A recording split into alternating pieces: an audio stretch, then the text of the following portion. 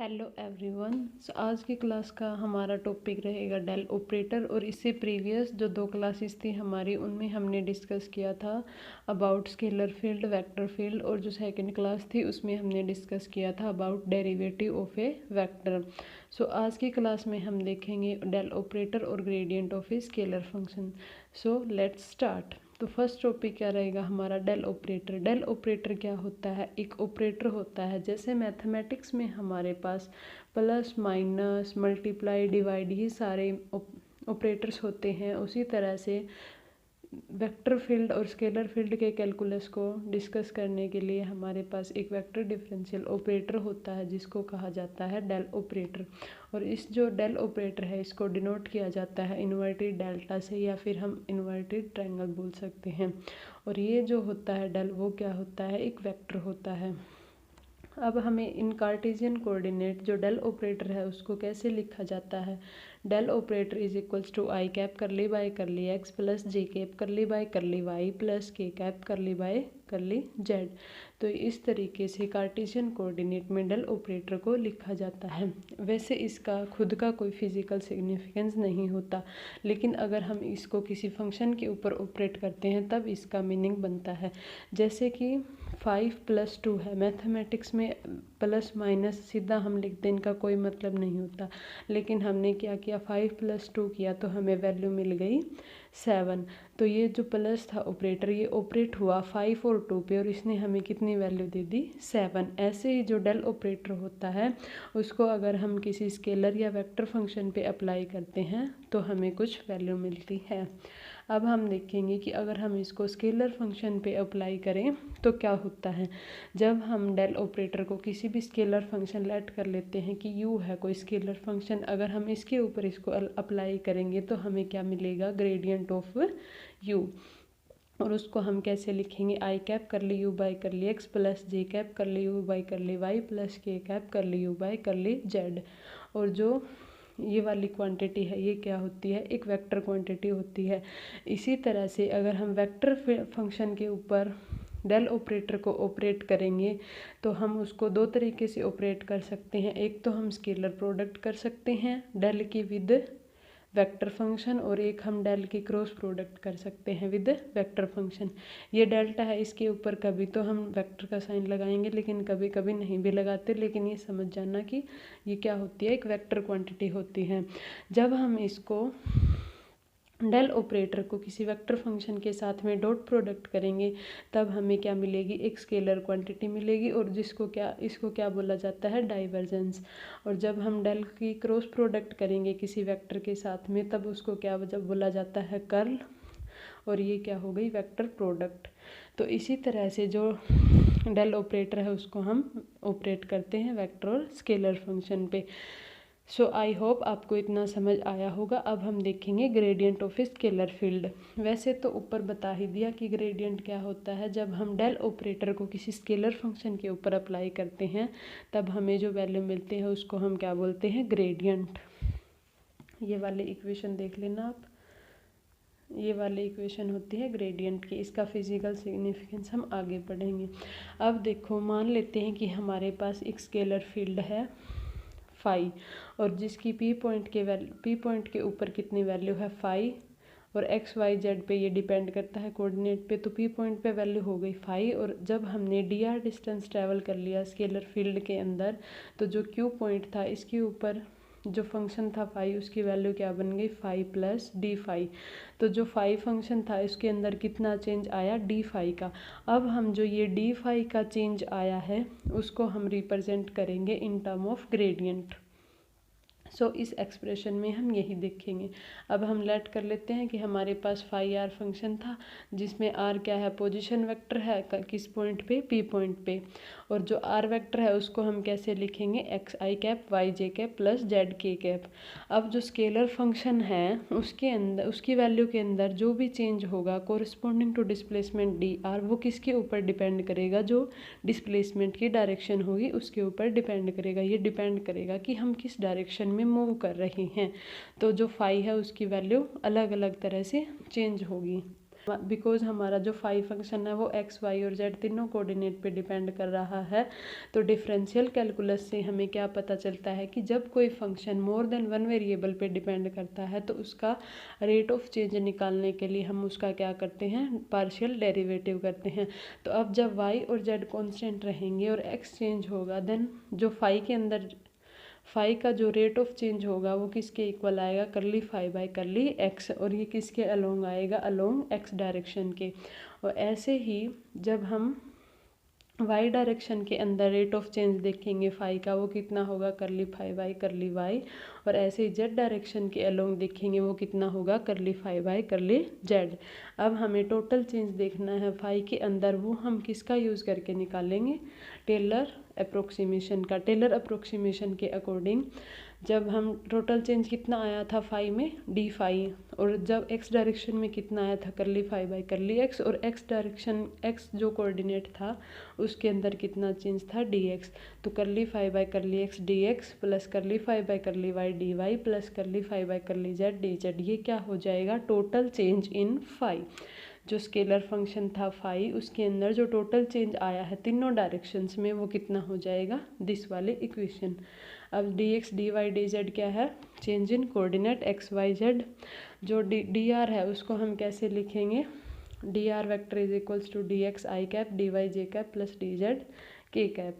अब जो हमारी इक्वेशन फर्स्ट है इसको हम एक और तरीके से भी निकाल सकते हैं, वो कैसे, अगर हम डॉट प्रोडक्ट कर दें दिस वेक्टर और जो डी आर वैक्टर है उसकी, तब भी हमें क्या मिलेगा, d phi is equals to जो फर्स्ट इक्वेशन थी हमारी वो मिल जाएगी। अब देखो आई कैप डॉट प्रोडक्ट कैसे करेंगे, आई की आई के साथ, जे की जे के साथ और के की के के साथ, तब हमारा आंसर क्या आएगा, curly phi by curly x into में d x, curly phi by curly y into में d y, curly phi by curly z into में डी जेड। तो ये फर्स्ट वाली इक्वेशन हमें मिल जाएगी। अब हम इसको अलग तरीके से रिप्रेजेंट करेंगे। हमें पता है कि ये हमने ऊपर देखा था क्या होता है, डेल फाई इन डॉट डी आर। तो जो डी फाई है टोटल चेंज इन फाई, वो किसके इक्वल हो गया, del phi dot d r, और डेल फाई है इसको हम क्या बोलते हैं, ग्रेडियंट ऑफ फाई। तो हमने जो टोटल चेंज था फंक्शन फाई में उसको किसके टर्म में रिप्रेजेंट कर दिया, ग्रेडियंट ऑफ फाई की टर्म में। अब जो ग्रेडियंट ऑफ फाई है वो तो हमें पता चल गया मैथमेटिकली तो क्या होता है कि कोई भी एक फंक्शन है, अगर हमें उसका ग्रेडियंट निकालना है तो हम कैसे निकालेंगे, उसके ऊपर डेल ऑपरेटर ऑपरेट कर देंगे तो हमें क्या मिल जाएगी, एक वेक्टर क्वांटिटी मिल जाएगी।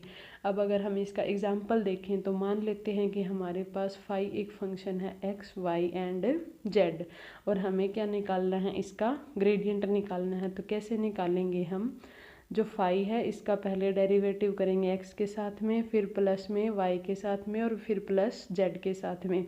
तो हमारे पास जो वैल्यू आएगी और साथ में आई कैप जे कैप और के कैप लगा देंगे तो वो हमें क्या मिलेगा, एक वेक्टर मिलेगा। ये तो हो गया मैथमेटिकली, लेकिन फिजिकल सिग्निफिकेंस क्या होती है ग्रेडियंट फाई की, ये देखेंगे हम। फिजिकल सिग्निफिकेंस समझने के लिए हम लेट कर लेते हैं कि हमारे पास एक रूम है और इसके अंदर हमने क्या रख रखा है, एक कोने में हीटर रख रखा है। अब हम जैसे ही रूम के अंदर एंटर करेंगे तो हमारे पास तीन डायरेक्शंस है कि हम एक तो ऐसे जा सकते हैं, सेकंड ऐसे जा सकते हैं और थर्ड ऐसे जा सकते हैं। तो अब हम इसमें क्या लेंगे, एक स्केलर फंक्शन लेंगे, स्केलर क्वांटिटी मान लेते हैं, जैसे कि हमने टेम्परेचर ले लिया। अब हम देखेंगे कि टेम्परेचर की वैल्यू किस डायरेक्शन में सबसे फास्ट चेंज हो रही है या फिर किस डायरेक्शन में सबसे ज़्यादा जल्दी चेंज हो रही है। तो हम देखेंगे कि जो टेम्परेचर की वैल्यू है वो सबसे ज़्यादा इस डायरेक्शन में चेंज होगी। तो रेट ऑफ चेंज फाई का सबसे मैक्सिमम किस डायरेक्शन में आएगा, इस डायरेक्शन में। तो जो ग्रेडियंट ऑफ फाई है वो भी बेसिकली जो ये वाली डायरेक्शन है ये हमें क्या बताएगी, ग्रेडियंट ऑफ फाई बताएगी। तो ग्रेडियंट ऑफ फाई बेसिकली क्या बताता है हमें, जो ग्रेडियंट ऑफ फाई है वो क्या हो गया, rate of change of scalar function phi. Maximum rate of change of होगा जिस डायरेक्शन में, उसी साइड में हमारा क्या होगा, ग्रेडियंट होगा स्केलर फंक्शन का। अब हम लेट कर लेते हैं कि थीटा है angle between gradient of phi और जो डिस्प्लेसमेंट कर रहे हैं हम उनके बीच में थीटा एंगल है। मान लो कि इस साइड में हमारा डेल फाई है और इस डायरेक्शन में हम डिस्प्लेसमेंट कर रहे हैं dr। अब हम अगर इक्वेशन सेकंड से देखें तो हम क्या लिख सकते हैं, d phi is equals to del phi dot d r. तो डॉट प्रोडक्ट को हम कैसे खोलते हैं, magnitude of del phi magnitude of d r into में कोस थीटा। अब हम देखेंगे rate of change of scalar function phi with respect to distance in any direction, उसको हम कैसे लिख सकते हैं, d phi by d r is equals to del phi cos theta. अब हम इसको और तरीके से रिप्रेजेंट कर सकते हैं, d phi by d r को हम कैसे लिख सकते हैं, del phi dot n cap. इसको देखो अगर हम खोलेंगे तो क्या बनेगा, magnitude of del phi into में एन कैप इंटू में कोस थीटा। और मैग्नीट्यूड ऑफ एन कैप क्या होता है, 1 होता है, क्योंकि एन कैप क्या है, यूनिट वेक्टर है। और ये किसके डायरेक्शन में ले लिया हमने, डेल फाई की डायरेक्शन में। अब हम लेट कर लेते हैं कि थीटा इज इक्वल्स टू क्या है, 0 है। डिस्प्लेसमेंट और जो ग्रेडियंट फाई है उनके बीच में एंगल 0 है, तो कोस थीटा की वैल्यू क्या होगी, मैक्सिमम होगी। तो उस केस में जो हमारा d phi by d r है उसकी भी वैल्यू क्या आएगी, मैक्सिमम आएगी। तो इस तरीके से हम जो हमारा ग्रेडियंट ऑफ फाई है वो किसकी डायरेक्शन में लाई करेगा, जिस डायरेक्शन में जो रेट ऑफ चेंज है फाई का वो क्या होगा, मैक्सिमम होगा। अगर हम अब इसकी डेफिनेशन देना चाहें gradient of scalar function phi के, तो वह कैसे दे सकते हैं कि gradient of scalar function phi is defined as a vector field having magnitude equal to maximum rate of change of phi and having direction identical with the direction of displacement along which the rate of change is maximum। कि जो gradient है scalar function का वो हमारे पास एक vector field आता है और जिसका मैग्नीट्यूड है वो किसके इक्वल होता है, maximum rate of change of phi के इक्वल होता है। और जो उसकी डायरेक्शन होती है वो किसके अलोंग होती है, उसी डायरेक्शन में जिस डायरेक्शन में फाई के अंदर मैक्सिमम चेंज आ रहा है या फिर फाई का रेट ऑफ चेंज मैक्सिमम है। रेट ऑफ चेंज मैक्सिमम का मतलब फाई के चेंज होने का जो रेट है वो मैक्सिमम है। अब अगर हम सेकंड केस ले लें कि थीटा की वैल्यू कितनी है, 90 डिग्री है। थीटा की वैल्यू 90 डिग्री है मतलब कोस 90 इज इक्वल्स टू क्या होगा, 0। देन डी फाई की वैल्यू क्या आएगी, 0। तो इसका मतलब डी फाई 0 है तो फाई की वैल्यू में कोई भी चेंज नहीं आएगा, फाई क्या रहेगा, कांस्टेंट रहेगा। अब देखिए जैसे ऐसे रूम था हमारे पास, यहाँ पे हीटर था, तो अगर हम डिस्प्लेसमेंट इस डायरेक्शन में कर रहे हैं और हमारा ग्रेडियंट इस डायरेक्शन में, लेकिन अगर हम इन दोनों के बीच में अगर एंगल 90 डिग्री होगा तब जो फाई की वैल्यू है वो क्या रहेगी, कांस्टेंट रहेगी। इसका हम और भी एग्जांपल ले सकते हैं, जैसे कि हमारे पास इक्विपोटेंशियल सरफेस होते हैं और जो पोटेंशियल होता है वो हमारे पास क्या होती है, एक स्केलर क्वांटिटी होती है। अब देखो अगर हम जो डेल फाई है ग्रेडियंट ऑफ फाई उसकी डायरेक्शन ये होती है और अगर हम इसके परपेंडिकुलर मूव करें डिस्प्लेसमेंट तो फाई की वैल्यू क्या रहेगी, कांस्टेंट रहेगी। बिकॉज जो इक्विपोटेंशियल सरफेस होते हैं उसके ऊपर पोटेंशियल की वैल्यू सेम रहती है। तो इसके ऊपर आप कहीं भी ड्रॉ कर लो जहाँ पे डी आर और जो डेल फाई है इनके बीच में 90 डिग्री का एंगल बन रहा है तो फाई की वैल्यू क्या रहेगी, कांस्टेंट रहेगी। और जो मैक्सिमम चेंज है अगर हम इसी डायरेक्शन में मूव करें और इसी डायरेक्शन में ग्रेडियंट ऑफ फाई है, अगर इन दोनों के बीच में एंगल 0 डिग्री हो जाएगा तब जो फाई है या फिर जो पोटेंशियल है उसके अंदर क्या आएगा, मैक्सिमम चेंज आएगा। आई होप आपको इतना समझ आया होगा। सो आज का लेक्चर इतना ही। वीडियो पसंद आए तो लाइक करें, चैनल को सब्सक्राइब करें और अगर आपको वीडियो से रिलेटेड कोई भी क्वेश्चन हो तो आप कमेंट सेक्शन में डाल सकते हैं। Thank you.